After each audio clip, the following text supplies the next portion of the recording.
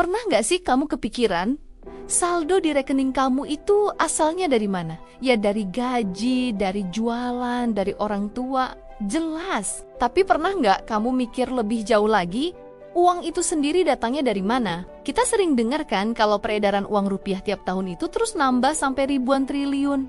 Coba deh lihat grafiknya. Di tahun 2010, jumlah uang beredar di Indonesia itu sekitar 2.300 triliun rupiah. Lompat ke tahun 2020, angkanya meledak jadi lebih dari 7.000 triliun rupiah. Gila, nambahnya banyak banget. Nah, pertanyaan besarnya, uang sebanyak itu prosesnya gimana? Apa Bank Indonesia yang sprint duit terus dibagi-bagiin gitu aja? Atau mungkin dijatuhin dari helikopter di atas kota-kota besar? Terus, gimana ceritanya uang itu bisa nyampe ke dompet atau rekening kita? Tenang. Di video kali ini, kita akan bongkar rahasia di balik saldo rekening kamu. Kita akan telusuri proses tersembunyi penciptaan uang di Indonesia, dari hulu sampai ke tangan kita di hilir. Pertama, yang perlu kamu tahu, satu-satunya lembaga yang berhak ngatur jumlah uang beredar di negara kita adalah Bank Indonesia, sebagai bank sentral. Tapi, gimana caranya Bank Indonesia nambahin jumlah uang? Kok kita nggak pernah lihat ada event bagi-bagi uang tunai di lapangan Monas? Nah, buat ngerti ini, kita harus bedain dulu jenis-jenis uang. Karena mencetak uang itu nggak sesederhana yang kita bayangin. Ada yang namanya uang kartal, uang giral, dan uang kuasi. Apaan tuh? Uang kartal itu yang paling gampang kita kenali. Ini adalah uang fisik. Kertas dan koin yang biasa kamu pakai buat bayar parkir atau beli kopi di warung. Bentuknya nyata, bisa dipegang, bisa diraba. Nah, yang kedua ini lebih abstrak, uang giral. Ini adalah uang digital yang nggak ada wujud fisiknya. Uang ini cuma ada dalam bentuk catatan saldo di rekening bank kita. Yap, saldo m-banking atau tabungan kamu itu termasuk uang giral. Bentuknya bisa tabungan, giro, sampai deposito. Terakhir, ada uang kuasi. Ini agak unik. Uang kuasi ini aset keuangan yang dianggap setara uang, meskipun bukan diterbitkan langsung oleh bank. Contohnya obligasi atau saham yang bisa cepat dicairkan jadi uang tunai. Kredit dari perusahaan pembiayaan atau multi-finance juga bisa dianggap sebagai bagian dari uang kuasi. Kenapa kita harus ribet-ribet dain 3 jenis uang ini? Karena cara penciptaannya beda banget. Proses bikin selembar uang 100 ribuan itu totally different sama proses nambahin angka 0 di saldo rekening kamu. Dan ini yang bakal bikin kamu kaget.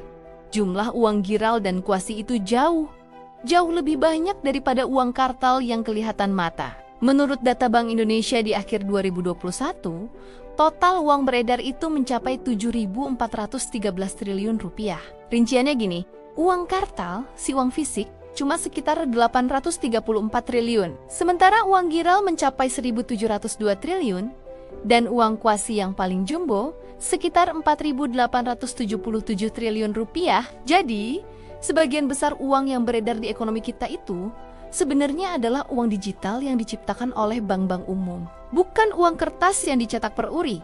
Uang fisik di dompet kita itu cuma puncak gunung esnya aja. Oke, sekarang mari kita bedah satu persatu proses penciptaannya. Biar nggak penasaran lagi, kita mulai dari yang paling simpel.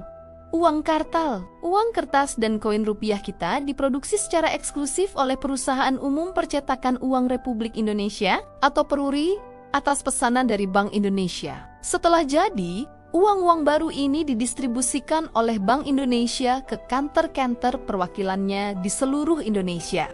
Dari sana, bank-bank umum kayak BCA, Mandiri, BRI, dan lainnya akan mengambil pasokan uang tunai sesuai kebutuhan mereka. Nah, dari bank umum inilah uang kartal akhirnya sampai ke tangan kita lewat mesin ATM, teller di cabang bank, atau saat kita mencairkan pinjaman. Penting buat dicatat ya, distribusi uang kartal ini bukan berarti dibagi-bagi gratis. Mekanismenya lewat transaksi ekonomi. Misalnya, kamu narik tunai dari rekening gajimu, atau seorang pengusaha mencairkan pinjaman modal usaha dalam bentuk tunai. Pemberian uang cuma-cuma itu cuma buat agenda khusus, kayak bantuan sosial saat bencana alam. Sekarang, kita masuk ke bagian yang paling seru dan mind-blowing penciptaan uang giral. Ini adalah inti dari sistem perbankan modern. Ingat kan, uang giral ini adalah saldo digital di rekening kita dan jumlahnya paling banyak. Gimana cara uang ini tercipta dari ketiadaan? Jawabannya, Lewat pinjaman, betul.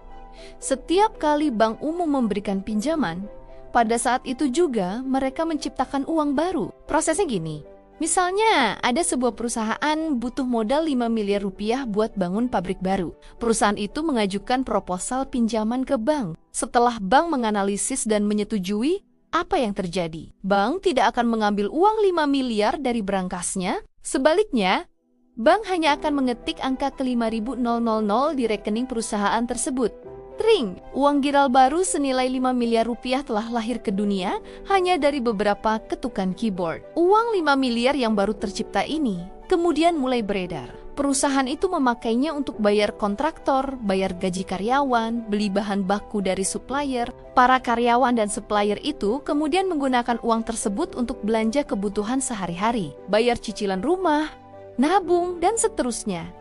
Lihat kan, dari satu pinjaman, uang baru menyebar ke seluruh lapisan masyarakat dan menggerakkan roda ekonomi. Tunggu dulu nih, berarti bank umum kayak BCA, BRI, dan Mandiri bisa nyiptain uang dari udara kosong gitu aja? Jawabannya, iya, tapi dengan syarat dan ketentuan yang sangat ketat. Mereka nggak bisa seenaknya. Disinilah peran Bank Indonesia sebagai wasit. B. Menetapkan aturan main yang disebut fractional reserve banking atau sistem perbankan cadangan fraksional. Artinya, bank umum hanya perlu menyimpan sebagian kecil dari total dana nasabah sebagai cadangan wajib. Sisanya bisa mereka pinjamkan untuk menciptakan uang baru. Bank Indonesia punya beberapa instrumen buat mengendalikan ini. Pertama, Giro Wajib Minimum atau GWM. Ini adalah persentase dana pihak ketiga.